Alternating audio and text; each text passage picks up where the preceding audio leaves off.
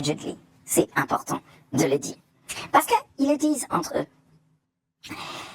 Et vous savez, dans cette culture démonique, tu vois, quelque part, le seul désir de le pédophile, c'est que la pratique devienne une norme, en fait. Or, pour le moment, c'est quelque chose qui n'est pas normal. Tu vois?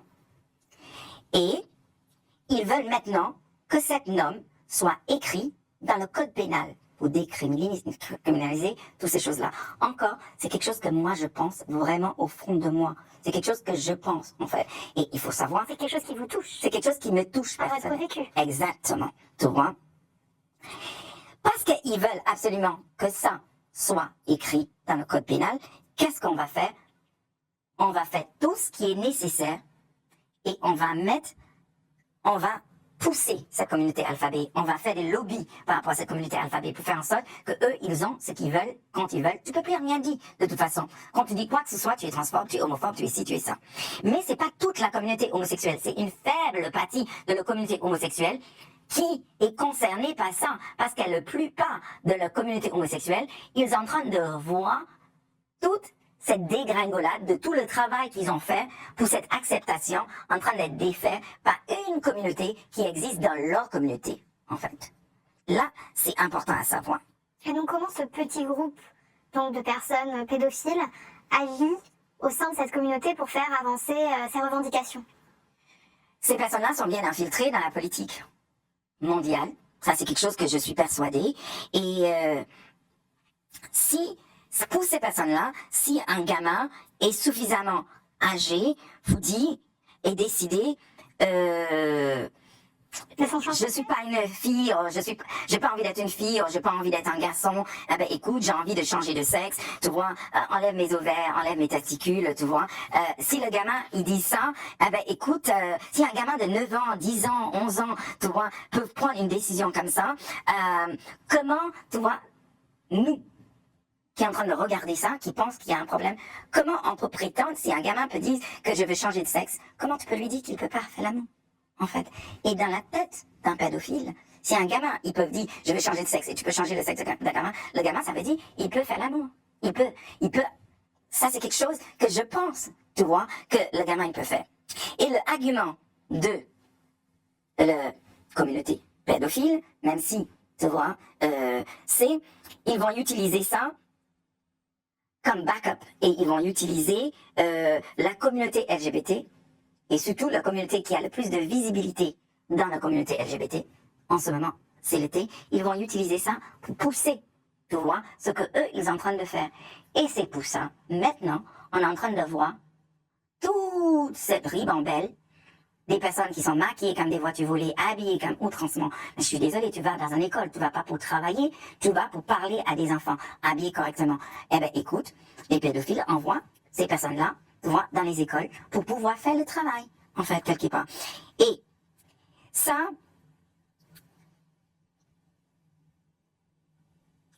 dans leur esprit, en fait, et dans leur rationalisation, en fait, c'est ça, c'est l'argument ils vont utiliser. Si un enfant peut dire je veux changer de sexe, si un enfant dit que je veux pas mes testicules, je veux pas mes ovaires, je veux pas avoir des enfants, des choses comme ça, eh ben, écoute, ils vont utiliser cette rationale devant les choses pour dire eh ben, écoute, maintenant on peut dépénaliser, on peut y aller, tu vois, dans le criminal code, tu peux le rendre, tu vois. Je vais réagir à ce que vous êtes en train de dire.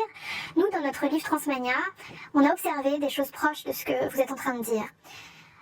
Sur le site de Crum 13... Pas encore votre livre. Bah, vous verrez qu'il y a des similarités. Sur le site de Crum 13, qui est donc un collectif de personnes pédophiles, ils font effectivement la promotion de la transition des enfants. Ils font la promotion de la transidentité, exactement pour les raisons que vous évoquez, parce qu'effectivement, lorsqu'un enfant pourra... voilà, si un enfant peut décider de changer de sexe, alors effectivement, un enfant peut décider de sa sexualité. Je veux plus mes seins. Mes seins ne sont pas des seins. Mes seins sont des excès de graisse. Et alors, qu'est-ce qui se passe dans cet assaut?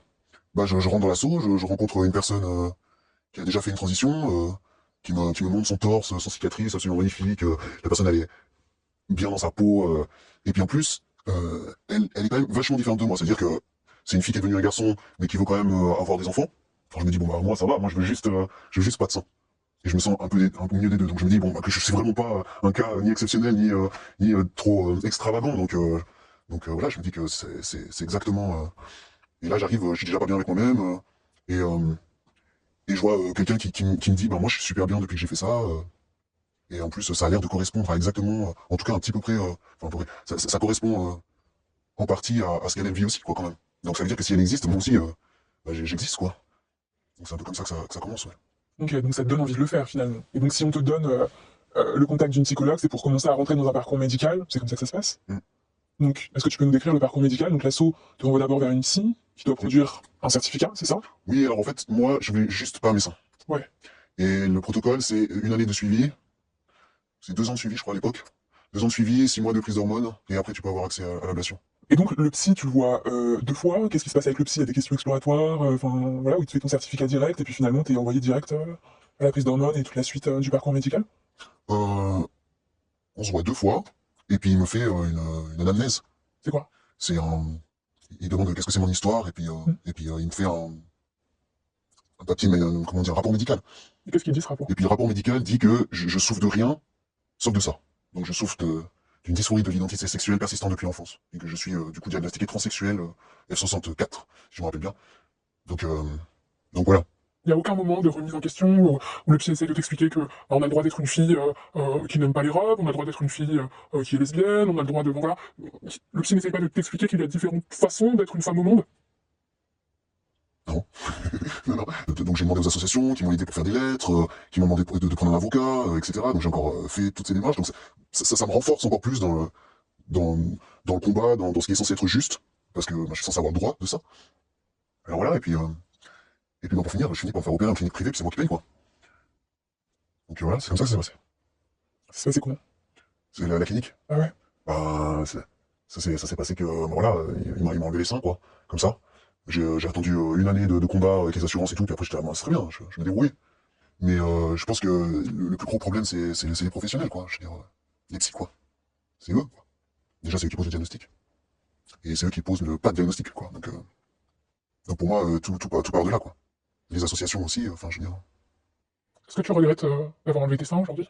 Ah oui, oui, bien sûr. On parle parfois d'une sensation de sein fantôme. Mhm. C'est quelque chose que tu ressens? Mhm. Tu peux dire ce que ça fait? Le syndrome du sang fantôme, c'est quand vous avez l'impression que vous avez vos seins, mais qui sont pas là, en fait. C'est comme ça, quoi. Et aujourd'hui, ton torse, il ressemble à quoi, si tu peux nous le décrire? Bah, c'est encore mutilé, quoi. Donc j'ai des cicatrices béantes depuis le sternum jusqu'ici. On m'a aussi découpé le téton, parce que ben, forcément les seins, ça élargit le téton. Et puis ben, si vous voulez avoir un torse d'homme, ben, on va vous découper encore les tétons. On l'a découpé pour le replacer, c'est ça? On m'a découpé pour rapetisser l'auréole. Testostérone après? Ouais, ben après j'ai eu, je sais pas moi, au moins 2 mois où je dormais dans le lit de ma mère, quoi. J'étais vraiment dans un état possible. Bah, la communauté qui dit ouais c'est normal, ça va passer, t'inquiète pas, faut que le cerveau se fasse et tout machin. Bon mais ça finit par passer, hein. Bah, ouais. C'est clair qu'au bout d'un moment ça cicatrise. Puis voilà quoi, c'est quelque chose que vous avez voulu. Donc on finit par se construire une idée en se disant ouais non mais en fait c'est ce que je suis et tout, c'est juste dur et tout. Donc voilà. Et puis ben, c'est là que je me suis dit bon parce que quand même quoi, je veux dire femme sans sein, c'est bizarre quoi. Donc je me suis dit ouais en fait je suis trans mais je voulais pas me l'avouer donc voilà, puis c'est là que j'ai pensé à testostérone. Genre je suis opéré en janvier, en mois d'avril, j'étais sous testo quoi.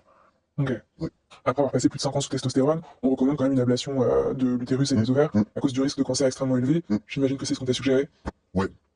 Bah ouais, je suis allé chez l'endocrinologue pour commencer à testo, et puis en discutant, etc., bah ouais, c'est ce qui m'a appris. Et donc, suite du parcours, en 2018, donc, je crois que c'était ça, 2018, hein, 2018. hystérectomie totale, ablation de l'utérus et des ovaires, ça se passe comment? Bah très mal. Bon, loin quoi. Alors du coup, je me suis fait opérer. J'ai vu une fois la gynéco, parce que c'était une connaissance de mon endocrinologue. On a fait 20 minutes de consultation. Moi, la gynécologie, fallait pas en parler, hein, donc on n'a pas fait d'examen ou quoi que ce soit. Elle m'a juste expliqué, fait un petit dessin. J'ai signé, et puis voilà. 20 minutes, et puis après j'ai passé à la clinique, quoi. Et ça, c'est quoi comme opération? Ça se passe comment, Coco? On ouvre par où? Enfin, concrètement, pour quelqu'un qui sait pas du tout, et moi je ne sais pas du tout, c'est-à-dire? On fait ça avec des caméras, c'est je sais plus comment ça s'appelle, j'ai un problème avec le nom. On passe par le vagin? Euh, On ouvre le ventre? non, on passe avec des caméras, ici et vers le nombril, hein, et puis après on sort par le vagin. D'accord. Mais ils viennent couper par ici, et après ils sortent comme ça. Mais ça, je le sais maintenant, je sais pas. Je voulais pas savoir. Ouais, D'accord. je voulais pas savoir, moi. C'était beaucoup plus simple, on m'endort, on fait des trucs, j'en ai aucune idée, et puis voilà, quoi, c'est fait. Alors que maintenant, je peux dire que pour moi, c'est encore plus horrible de penser que ça s'est passé comme ça. Et puis après, bon, ben, il y a eu j'ai été aussi vraiment confronté au discours que moi-même, j'avais, quoi. Et puis, quand par exemple, j'ai un homme, des hommes, qui disent qu'ils sont des femmes et qui viennent dire, oh bah une femme, c'est pas forcément quelqu'un qui a des seins, une femme, c'est pas forcément quelqu'un qui a un utérus, une femme, c'est pas forcément quelqu'un qui a des ovaires. Donc moi, qui va jusqu'à tout faire en fait pour plus être une femme, qui fait enlever les seins et tout, en fait je peux de nouveau re-rentrer dans la case de femme, quoi. Quelqu'un qui a pas des seins, quelqu'un qui a pas forcément... Mais c'est moi en fait. Donc je suis une femme. Donc alors là ça m'a fait vraiment énormément de peine. J'ai carrément pété un plomb, quoi. Et je me suis dit, mais attends, si moi je peux rentrer de nouveau dans cette catégorie, c'est-à-dire que les hommes qui deviennent des femmes, bah, ils peuvent aussi rentrer dans la catégorie des hommes, puis aussi dans la catégorie des femmes. Puis en fait, on peut tous rentrer ou ne pas rentrer dans ces catégories. Donc en fait, on n'est plus rien. Puis après je me suis dit, mais putain, mais moi je... Pardon. Après je me suis dit, mais c'est pas possible, mais moi je suis pas rien, en fait. Je ne suis pas rien. Et puis c'est là que j'ai dû me dire, ouais, ben voilà, c'est bon, quoi. Depuis le début, j'ai la réponse devant les yeux, et il faut que j'accepte qu'en fait je suis une fille. Alors après je me suis dit, bon, c'est bon, moi je suis une fille, mais vous êtes des garçons. Et puis cette histoire, c'est terminé, quoi.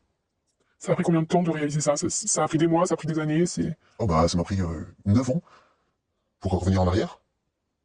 Puis moi jamais j'aurais pensé revenir en arrière un jour dans cette idée-là, quoi. Jamais, j'aurais pensé que ce serait possible que je... Enfin moi j'étais parti comme ça pour toute ma vie, quoi. Même à me dire je ferai des opérations plus tard, donc non, pour moi c'était vraiment pas envisageable. C'est vraiment la confrontation de tout ça qui m'a... C'était trop, et puis au bout d'un moment, bah faut... Et comment on revient en arrière, ça veut dire quoi? Ouais. Donc ouais, au bout d'un moment j'ai... Donc bon, alors j'étais bon, alors maintenant c'est comme ça, c'est bon, je suis une fille, j'ai compris. J'ai compris qu'en fait, bah, c'est pas une torsoplastie que j'ai fait, mais comment amputer des seins. Donc voilà, c'est des réalités qui changent de tout au tout, quoi. Donc après, il faut accepter cette nouvelle réalité. Ça, c'est pas évident non plus. Puis bon, là, j'ai commencé à chercher d'autres discours, d'autres... Et puis bah, j'en ai trouvé, quoi. Parce que en fait, je suis pas du tout la seule personne à être dans mon cas, quoi. Est-ce que t'en veux au médecin? Ouais, bien sûr, à fond, ouais. Oui, Pourquoi t'estimes qu'ils auraient dû agir comment? j'estime. Qu'est-ce qu'ils ont pas vu? Qu'est-ce qu'ils ont raté? C'est pas de la médecine, quoi. Ça, c'est sûr. La médecine, c'est pas ça, c'est pas d'enlever des organes sains, c'est pas d'agir sur des corps qui ont pas de problème, quoi. Je veux dire, moi, je suis pas né personne intersexe. Je suis en parfaite santé. J'avais aucun problème. Et puis, je souffrais de rien. J'ai pas eu un accident, j'ai pas de cancer, j'ai pas de maladie. J'ai rien. Donc, pour moi, c'est totalement incompréhensible qu'on enlève des organes, quoi. C'est dingue, quoi. Enfin, pour moi, c'est pas de la médecine, quoi. Pour moi, c'est un autre cursus que la médecine, quoi. C'est pas de la médecine.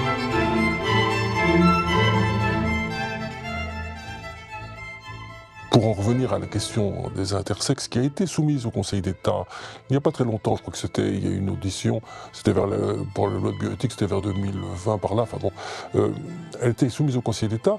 Là encore, je dirais, on a retrouvé quelque chose d'assez paradoxal, puisqu'il y a eu tout un mouvement militant qui a demandé, a exigé que soit refusée toute intervention chirurgicale sur les enfants nés avec une malformation donc de leurs organes génitaux.